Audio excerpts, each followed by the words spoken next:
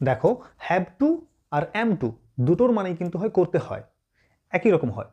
তো কোথায় কোনটা বসাবো? কিছু কিছু এক্সাম্পল দিচ্ছি, দেখো।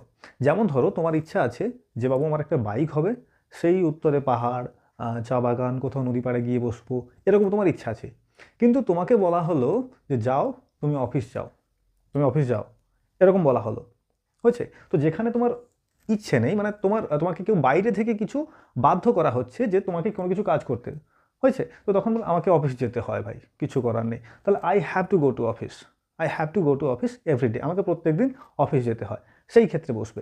এখানে যদি হয় যে তোমার অফিস যেতে ইচ্ছে আছে, নিজের ইচ্ছে আছে, কোনো বাধা মানে কেউ বাধ্য করছে না যেতে, তুমি নিজে চাইছো হ্যাঁ আমার কাজ ভালো লাগে আমি যাচ্ছি, কি কোনো কিছু আছে, আমার নিজের সেলফ মোটিভেশন, সেই ক্ষেত্রে কি বলবো?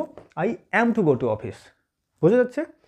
সিমিলারলি দেখো, হয়তো ছোটোবেলায় স্কুল যেতে চাইতাম না আমরা, হয় না?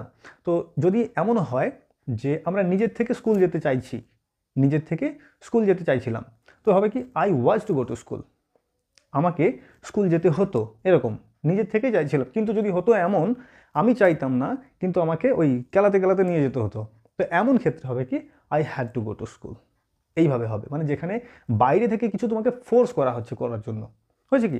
যেমন ধরো এই যে আমরা যাই, হেলমেট পরার কথা বলা হয়, তাহলে কোথাও পুলিশরা ফোর্স করছে আমাদেরকে, তাহলে কি হতো? We have to wire helmet, কারণ কি না পড়লেই ধরবে।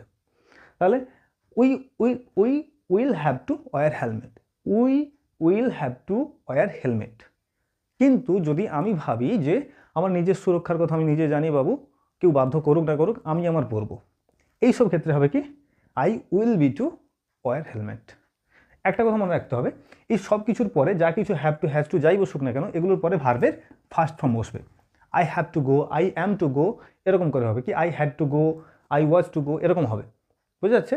আর একটা দেখো, আমরা এই যে যেতে হবে বা করতে হবে, এইটার পরিবর্তে এখন এই যে উইল হ্যাভ টু গো বা উইল হ্যাভ টু ডু, এটার পরিবর্তে বেশিরভাগ ক্ষেত্রে আমরা কি করি? হ্যাভ টু দিয়ে চালিয়ে দিই। কি বলি? আই হ্যাভ টু গো, মানে এটা দুটোই ইউজ হয়, আমাকে করতে হয় আই হ্যাভ টু ডু, আবার করতে হবে আই হ্যাভ টু ডু। মানে রিসেন্ট ফিউচারে যেগুলো হয় সেগুলোকে হ্যাভ টু দিয়ে করে দিই। এই সম্পর্কে একদম ডিটেলস ক্লাস আছে চ্যানেলে, বা এবং এই শর্টসের নিচেও দিয়ে দেবো, গিয়ে দেখো এবং বলো কিছু সমস্যা থাকলে আবার কমেন্টে এসে জানাও। ওকে, চলো বাই।